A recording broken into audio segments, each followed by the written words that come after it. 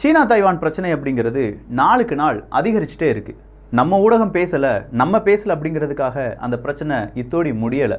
ஒவ்வொரு நாளும் புது புது பிரச்சனையாக புதுசாக இந்த சீனா அப்படிங்கிற நாடு தைவானுக்கு எதிரான கருத்துக்களை சொல்லிக்கிட்டே இருக்காங்க. சொல்லப்போனால் இந்தியாவையும் ரொம்ப பெரிய அளவில் ப்ரெஷர் பண்ணிட்டு இருக்காங்க அப்படின்னு சொல்லலாம். தைவானுடைய விடுதலை அப்படிங்கிறது ஒரு யுத்தமாக தான் இருக்கும் அப்படின்னு சொல்லி சீனா சொல்லியிருக்காங்க. சீனாவினுடைய இந்த கூற்றுக்கு பல நாடுகள் எதிர்ப்பு தெரிவிக்க ஆரம்பிச்சிருக்காங்க.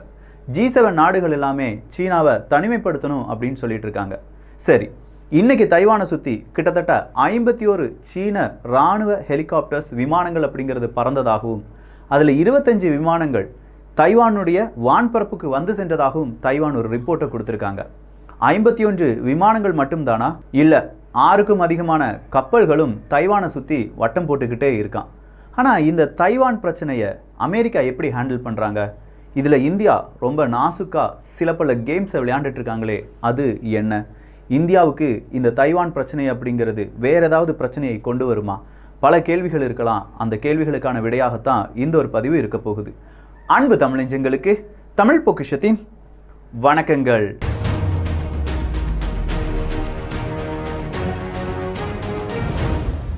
டாபிக்கில் போகிறதுக்கு முன்னாடி இங்கே பல ஊர்கள் இருக்குது. இந்த ஊர்களுடைய பெயர் காரணம் என்ன அப்படிங்கிறது நம்மள பலருக்கும் டவுட்டாக இருக்கலாம். அதனுடைய தமிழ் ஆடியோ புக்கை ரிலீஸ் பண்ணியிருக்காங்க குக்கு எஃப்எம். குக்கு எஃப்எம்மை டவுன்லோட் பண்ணிக்கோங்க. TPM 50 அப்படிங்கிற கோடை யூஸ் பண்ணிங்கன்னா வருடத்திற்கு 399 ரூபாய் கிடையாது, 199 ரூபாய்க்கு வருடம் முழுவதும் தமிழ் ஆடியோ புக் சம்மரி, இன்னும் பல லாங்குவேஜில் ஆடியோ புக் சம்மரி எல்லாமே நீங்கள் கேட்கலாம். குக்கு எஃப்எம்மை டவுன்லோட் பண்ணுறதுக்கான லிங்க் எல்லாமே டிஸ்கிரிப்ஷனில் கொடுத்துருக்கேன். வஜ்ர பிரகார் அப்படிங்கிறத பற்றி கேள்விப்பட்டீங்களா? வஜ்ர பிரகார் அப்படிங்கிறது வேறு எதுவுமே இல்லை, ஸ்பெஷல் ஃபோர்ஸஸ். அமெரிக்காவினுடைய இந்தியாவினுடைய ஸ்பெஷல் ஃபோர்ஸஸ், 2 நாடுகளுடைய ஸ்பெஷல் ஃபோர்ஸஸ் செய்யக்கூடிய ஒரு இராணுவ ட்ரில்லு தான். இந்த இராணுவ ட்ரில் அப்படிங்கிறது இப்போ நடந்துட்டுருக்கு. இந்த வஜ்ர பிரகார் அப்படிங்கிறதுல பலவிதமான ஆயுதங்கள், அந்த ஆயுதங்களை எப்படி ஹேண்டில் பண்ணணும், ஒரு எதிரி நாட்டை எப்படி நம்ம டெக்னாலஜி வைஸாக பிளாக் பண்ணணும் அப்படிங்கிற பலவிதமான நுணுக்கங்கள் இந்த ட்ரில் வழியாக நம்ம படிச்சுட்ருக்கோம். அமெரிக்காவும் நம்ம சேர்ந்து படிச்சுட்ருக்கோம்னு சொல்லலாம். ஸோ அமெரிக்காவினுடைய இதே மாதிரியான இன்னொரு டீம் வர அக்டோபர் 18ஆம் தேதியிலிருந்து 31ஆம் தேதி வரை நம்ம ஒரு இராணுவ ட்ரில்லில் ஈடுபட போகிறோம். அதுவும் சீனாவிலிருந்து பல 100 கிலோமீட்டர் மட்டுமே தள்ளி. இந்த பல 100 கிலோமீட்டர் அப்படின்னு சொல்லும்போதே இது சீனாவுக்கு எதிரான மிக முக்கியமான ஒரு மெசேஜ். இந்த மெசேஜில் நம்ம என்ன சொல்கிறோம் தெரியுமா? நாங்கள் இராணுவ ட்ரில்லை செஞ்சு பார்ப்பதே உனக்கு எதிரானது தான் அப்படிங்கிறது தான் அந்த மெசேஜ். நாமளே சீனாவுக்கு இவ்வளோ பெரிய மெசேஜ் கொடுக்குறோமே, சீனா நமக்கு என்ன மெசேஜ் கொடுக்குறாங்க? முதல் விஷயம், இலங்கையில் ஒரு ஸ்பை ஷிப் அப்படிங்கிறது வந்திருக்கு. 16ஆம் தேதியிலேருந்து 22ஆம் தேதி வரை அங்கே தான் நிற்கும் அப்படின்னு சொல்லி சீன அரசாங்கம் சொல்லிட்டாங்க. இலங்கை அதுக்கு சம்மதம் தெரிவிச்சிட்டாங்க. இந்தியா, நாங்கள் அந்த உளவு கப்பலை ரொம்ப பெரிய அளவு நோட்டமிட்டு இருக்கோம், அது ஏதாவது உளவு செய்திகளை சேகரிக்கிறதா அப்படிங்கிறத பார்த்துட்ருக்கோன்னு சொல்லி நம்ம சார்பாக ஒரு அறிக்கையும் வெளியிட்டிருந்தோம். ஆனால் உண்மையிலேயே இந்த உளவு கப்பல் என்ன செய்யுமா தெரியுமா? சீனாவில் கடைசியாக 2 சேட்டலைட் அப்படிங்கிறது விண்ணில் ஏவப்படுது. அதில் ஒரு சேட்டலைட் மழை வருமா வராதா அப்படின்னு சொல்லி விவசாயிகளுக்கு ஆதரவான சேட்டலைட் அப்படின்னு சொல்லி சொல்லப்பட்டாலும் கிடையாதான். அந்த சேட்டலைட் இந்திய பெருங்கடலில் என்னென்ன மாதிரியான மாற்றங்கள் இருக்குது, அந்த மாற்றங்கள் வழியாக சீனாவுக்கு எப்படி பலவிதமான நன்மைகள் நடக்கலாம் அப்படிங்கிறத ஐடென்டிஃபை செய்யக்கூடிய, அப்படி இல்லைனா பல டேட்டாவை கேதர் பண்ணக்கூடிய சேட்டலைட்டாக. அந்த சேட்டலைட்லேருந்து கிடைக்கக்கூடிய டேட்டாவை ப்ராசஸ் பண்ணக்கூடிய ப்ராசஸிங் யூனிட் இந்த யுவாங்வாங் 5 அப்படிங்கிற கப்பலுக்கு இருப்பதாக புதிய செய்திகள் கூறுகின்றன. இதுக்காகத்தான் இந்திய பெருங்கடலில் இந்த கப்பலை கொண்டு நிப்பாட்டியிருக்காங்க சீனா அப்படின்னும் இப்போ சொல்லப்படுது. ஸோ இந்திய பெருங்கடலை பொறுத்த வரைக்கும் சீனாவுக்கு 3 பேசஸ் இருக்குது. ஒன்று இலங்கையில் ஹம்பந்தோட்டா அப்படிங்கிற பேஸ், இன்னொன்று துறைமுகம் நம்ம சொல்லலாம், இன்னொன்று குவாடர் துறைமுகம், அடுத்ததாக ஜிபூட்டியில் இருக்கக்கூடிய துறைமுகம். இந்த ஜிபூட்டியில் இருக்கக்கூடிய துறைமுகத்திலையும் இன்னைக்கு ஒரு கப்பலை கொண்டு நிலை நிப்பாட்டியிருக்காங்க சீனா. அந்த கப்பலும் சின்னதாக உளவு வேலைகள் எல்லாமே செய்யக்கூடிய கப்பல் தான் அப்படின்னு சொல்லி ரிப்போர்ட் வெளியில் வந்திருக்கு. ஸோ இந்திய பெருங்கடல் சுற்றி நம்மளை சுத்து போடுறாங்க சீனா. அப்படின்னா நாம் அதுக்கு கவுண்டர் அட்டாக் கொடுக்கறதுக்காகத்தான் அமெரிக்கா போன்ற நாடுகள் கூட சேர்ந்து இராணுவ ஒத்திகை அப்படிங்கிறத ஈடுபட்டு இருக்கோம். இந்த இராணுவ ஒத்திகை அப்படிங்கிறது சாதாரணமான ஒரு இராணுவ ஒத்திகை கிடையாது. உலகத்தில் 4வது இராணுவ பலமிக்க நாடு இந்தியா, 3வது பலமிக்க நாடு சீனா.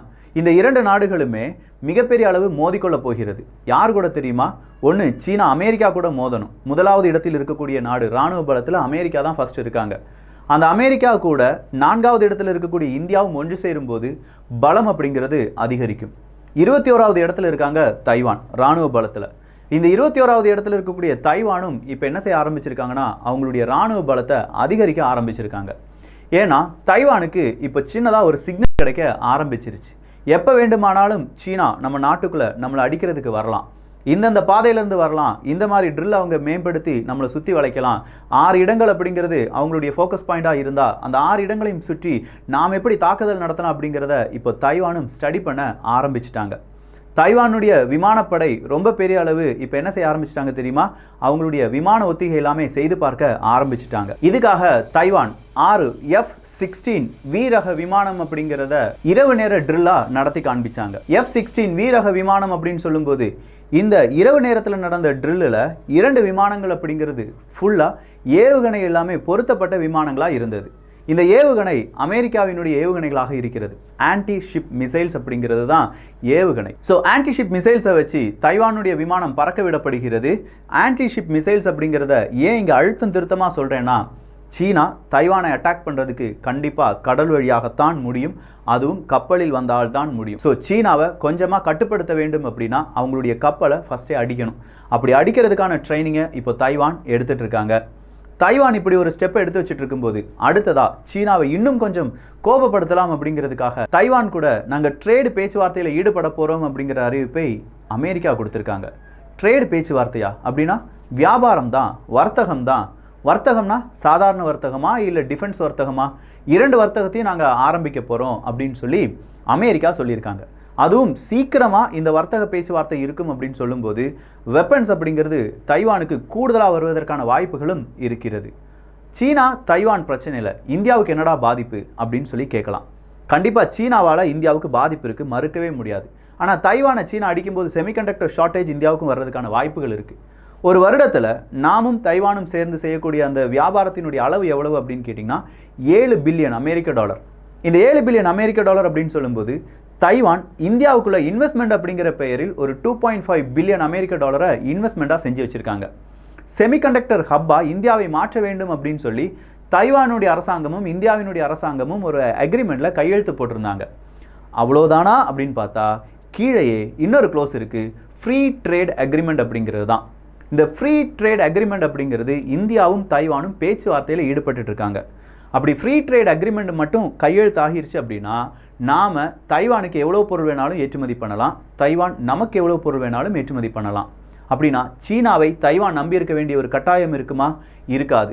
லாஜிக்கலாக பார்க்க போனால் இந்தியாவுக்கு லாபம், தைவானுக்கும் லாபம். ஆனால் அதே நேரத்தில் சீனாவுக்கு இது பெரிய ஒரு அச்சுறுத்தல். இதனால தான் சீனா கடந்த 2 தினங்களாக நீங்கள் சீனாவினுடைய எந்த ட்விட்டர் ஹேண்டில் எடுத்து பார்த்தாலும் சரி, இந்தியா ரீஐட்ரேட் பண்ணணும், ஒன் சீனா பாலிசி அப்படிங்கிறத நீங்கள் சம்மதம் தெரிவிக்கணும், இந்தியா எப்போவுமே ஒன் சீனா பாலிசியை ஃபாலோ பண்ணணும் அப்படின்னு சொல்கிற ப்ரெஷரை ட்வீட் மேலே ட்வீட் போட்டு சைக்காலஜிக்கல் வார்ஃபேரா இல்லை நமக்கு தெரியாமல் இன்டைரக்டாக நம்மகிட்ட நுழைக்க நினைக்கிறார்கள் சீனாவினுடைய ட்விட்டர் ஹேண்ட்லர்ஸ், வால்ஃப் வாரியர்ஸ் அப்படின்னு சொல்லலாம். அதுக்கு இந்தியா இன்னைக்கு பதிலடி கொடுத்துருக்காங்க. எங்களுடைய கொள்கை என்ன அப்படிங்கிறதுல நாங்கள் உறுதியாக இருக்கோம்ப்பா, அதை ரீஐட்ரேட் செய்ய வேண்டிய ஒரு தேவை எங்களுக்கு கிடையாது. அதே நேரத்தில் தன்னிச்சையாக ஒரு நாட்டினுடைய முடிவை, 2 நாடுகளுக்கு பிரச்சனையை ஒரு நாடு மட்டும் முடிவு எடுத்து அது சரியானது தான் அப்படின்னு சொல்கிறத நாங்கள் எக்காரணம் கொண்டும் ஒத்துக்கொள்ள மாட்டோம். அது இந்தியா சீனா பிரச்சனையாக இருந்தாலும் சரி, சீனா தைவான் பிரச்சனையாக இருந்தாலும் சரி, 2 நாடுகள் பேச்சுவார்த்தை வழியாக முடிச்சுக்கோங்க. இந்தியா சீனா பிரச்சனைனா 2 நாடுகளும் பேச்சுவார்த்தை வழியாக முடிக்கணும். அதை விட்டுட்டு சீனா போன வருடம் என்ன தெரியுமா செஞ்சாங்க? எங்களுடைய எல்லையை பாதுகாக்க புதிய எல்லை சட்டத்தை உருவாக்குகிறோம் அப்படின்னு சொல்லி இந்தியாவினுடைய எல்லையை எப்படியாவது அபகரித்து விடலாம் அப்படின்னு சொல்லி அவங்களுடைய சட்டத்தையே மாற்றினாங்க. இதே நிலைமை தான் இப்போ தைவானுக்கும் இருக்குது அப்படிங்கிறத நம்ம இங்கே புரிந்து கொள்ளணும். ஸோ G7 நாடுகளில் UK கேட்டிருக்காங்க, சீனாவுக்கு டெக்னாலஜி டிரான்ஸ்ஃபர் எதுவுமே செய்யக்கூடாது, அப்படி செய்கிறதா இருந்தால் அது நமக்கு நாமே வைத்துக்கொள்ளக்கூடிய ஒரு கண்ணி வெடியாக இருக்கும் அப்படிங்கிற ஒரு பேச்சு பொருள் இப்போ வர ஆரம்பிச்சிருச்சு. இந்திய பெருங்கடலை சுற்றி வளைத்தால் இந்தியாவை சுற்றி வளைத்திடலாம் அப்படின்னு சொல்லி சீனா நினைக்க, அதுக்கு தகுந்தது போல சில கப்பல்களை நிலைநிறுத்த, அந்த கப்பலுக்கு நம்ம ஏதாவது எதிர்ப்புகளை சொன்னோம்னா இல்லைப்பா அது சயின்டிஃபிக் ரிசர்ச்சுக்கு தான் வந்திருக்குன்னு சொல்லி இன்றைக்கி ஃபாரின் மினிஸ்டர் சொல்லியிருக்காரு. என்னடா நேற்று வர ஃபியூவலை ரீஃபியூல் பண்ணுறதுக்கும் இல்லை வேறு ஏதோ சில காரணத்துக்கு தானே வந்திருக்குன்னு சொன்னீங்க, இன்னைக்கு என்ன சயின்டிஃபிக் ரிசர்ச்சுக்கு வந்திருக்கு அப்படின்னு சொல்லி ஃபாரின் மினிஸ்டர் சொல்கிறாருன்னா அந்த நேரம் தான் இந்த சேட்டலைட்டினுடைய பெயர் எல்லாமே அடிப்படுது. ஸோ இப்போ சயின்டிஃபிக்காக இந்திய பெருங்கடலில் என்னென்ன மாற்றம் நடந்துட்டுருக்கு, நம்முடைய ஏவுதளம், ராக்கெட் ஏவுதளமாக இருக்கலாம், இல்லாட்டி ஏவுகணைகளை சோதித்து பார்க்கக்கூடிய பலவிதமான ஏவுதளங்களாக இருக்கலாம், இதெல்லாம் நோட்டமிடக்கூடிய திட்டத்துடன் தான் சீனா வந்திருக்கு அப்படிங்கிறத தெல்ல தெளிவாக நம்மளால் உணர்ந்து கொள்ள முடியுது. ஸோ டோட்டலாக பார்க்கும்போது தைவானுக்கு எதிரான கேம்பெயின் சீனாவால் ரொம்ப பெரிய அளவு செய்யப்படுது. அதே நேரத்தில் இந்தியாவை கொஞ்சம் சோதித்து பார்ப்பதற்காக சீனா என்ன தெரியுமா சொல்கிறாங்க? நேபாள எல்லை ஓரமாக இந்தியாவினுடைய இன்ஃப்ராஸ்ட்ரக்சர் எல்லாமே அதிகப்படுத்துகிறாங்க. இப்படி இன்ஃப்ராஸ்ட்ரக்சர் அதிகப்படுத்தினா மட்டும் போதாதுப்பா, சீனாலேருந்து வரக்கூடிய நிறுவனங்களுக்கும் நீங்கள் என்ன செய்யணும், கொஞ்சமாக ஆதரவு கொடுக்கணும். அப்படி ஆதரவு கொடுத்தா தான் நீங்கள் வளர முடியும். அப்படி இல்லைன்னா டெசர்ட் ஆகி அழிஞ்சிருவீங்க அப்படின்னு சொல்கிற அளவுக்கு நமக்கே சீனா புத்திமதிலாம் சொல்ல ஆரம்பிச்சிருக்காங்க. ஸோ ஒன் சீனா பாலிசியை நம்ம ஃபாலோ பண்ணணுமா, தைவானை பற்றி பேச்சுவார்த்தையில் ஈடுபடக்கூடாதான், தைவானுடைய ஃபண்ட் அப்படிங்கிறது செமிகண்டக்டர் ஹப்பாக இந்தியா மாறக்கூடாதான், அமெரிக்கா கூட நம்ம எதுவுமே செய்யக்கூடாதான். ஆனால் எல்லை பிரச்சனை மட்டும் தீரவே தீர்க்காமல் அவங்க அப்படியே நீட்டிக்கிட்டே போவாங்களாம். கேட்டால் எல்லையில் எந்த பிரச்சனையும் இல்லை அப்படின்னு சொல்கிறாங்க. ஆமாங்க, 16வது கட்ட பேச்சுவார்த்தை முடிஞ்சிருச்சு. சீனாவினுடைய ஃபாரின் மினிஸ்டர் ஸ்போக்ஸ் பர்சன்ஸ் இவங்களாம் என்ன தெரியுமா சொல்கிறாங்க, ஐயோ எல்லையில் எந்த பிரச்சனையும் கிடையாதே, நாங்கள் பாட்டுக்கு சுமூகமாக தானே இருக்கோம், இந்தியா சீனாவுக்கும் இடையே எந்த பிரச்சனையும் இல்லை அப்படின்னு சொல்லி அதை வேறு லெவலுக்கு உலக நாடுகளிடையே பரப்புகிறாங்க. இந்த பரப்புகிறாங்கன்னு சொல்லும்போது அவங்கக்கிட்ட மீடியா 1க்கு 10 தடவை அதே நியூஸை ரிப்பீட்டாக போட்டு நம்ப வைக்கிறாங்க. நம்ம மீடியா, சில மீடியாக்கள் இருக்குது, ஓகே இந்தியாவுக்கு நல்லதெல்லாம் செய்யக்கூடிய மீடியாக்கள் இருக்குது, ஆனால் பல மீடியாக்களும் இதை பேச மறுக்கிறாங்க.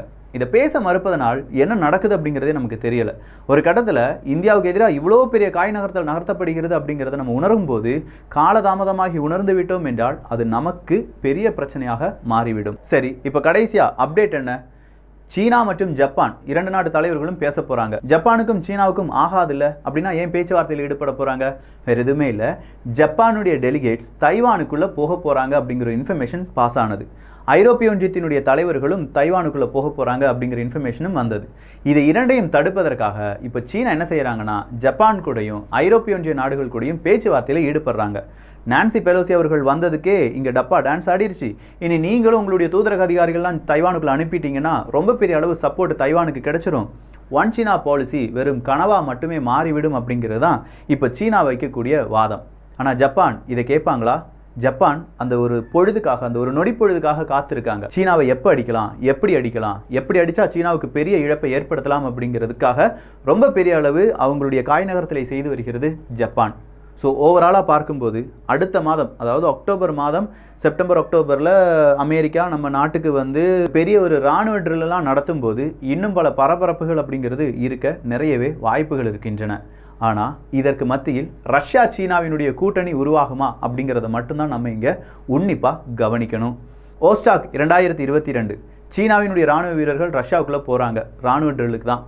அப்படி போகும் பட்சத்தில் ரஷ்யா இந்தியாவுக்கு ஆதரவாக நிற்பாங்களா? நிச்சயமாக நிற்பாங்க. அது எப்படி இவ்வளோ ஸ்ட்ராங்காக சொல்கிற விக்கி, அதை இன்னொரு காணொலியில் பார்த்துடலாம், வித் வரலாறுடன் பார்த்துடலாம். இந்த ஒரு காணொலி பற்றிய உங்களுடைய கருத்துக்கள் இங்கே வரவேற்கப்படுகின்றன. எல்லோரும் தமிழ் பொக்கிஷத்தில் இணைந்திருங்கள். நல்லதை பகிர்ந்து நல்ல சமுதாயத்தை உருவாக்குவோம். நன்றி, வணக்கம்.